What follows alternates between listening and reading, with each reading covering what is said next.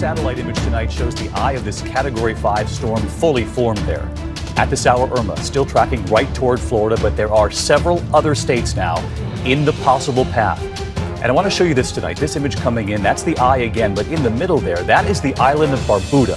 Authorities there late this afternoon reporting at least 90% of the buildings on that island. Viewers at home, if you're watching, Mike is bracing literally. These strong winds are not letting up. This eye wall is literally right over Naples. Mike, you're almost there. The clearing is literally just off to your south. Hang in there. You are almost there. We're seeing it clear out. I'm with Doc. I'm with you, man. I'm doing my best. This truly is exhausting. Sometimes I feel like I'm in good shape. I'm not so sure anymore. This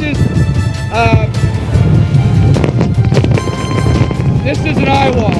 This is truly an eye wall. Record-setting flooding, you can see it here, and nearly 6 million homes and businesses across the state are without power.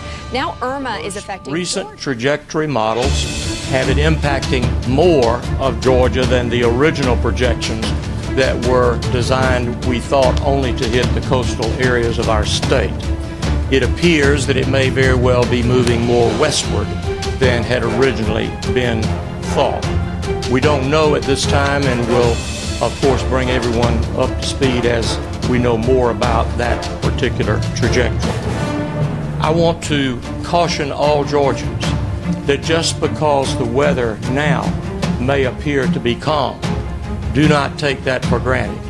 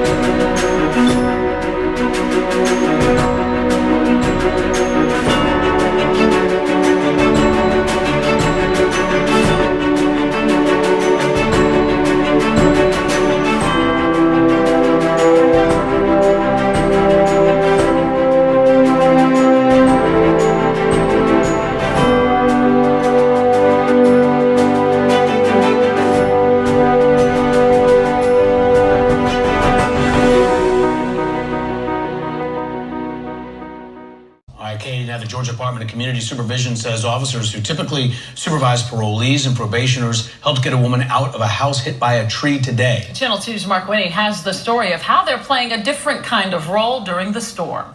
Our agency, the Department of Community Supervision, deployed approximately 200 officers east, west, and south of the metropolitan Atlanta area. Georgia Department of Community Supervision Officer James Hill says DCS officers whose normal mission is trying to keep parolees and probationers off the wrong path deployed across the state in anticipation of the possible path of Tropical Storm Irma.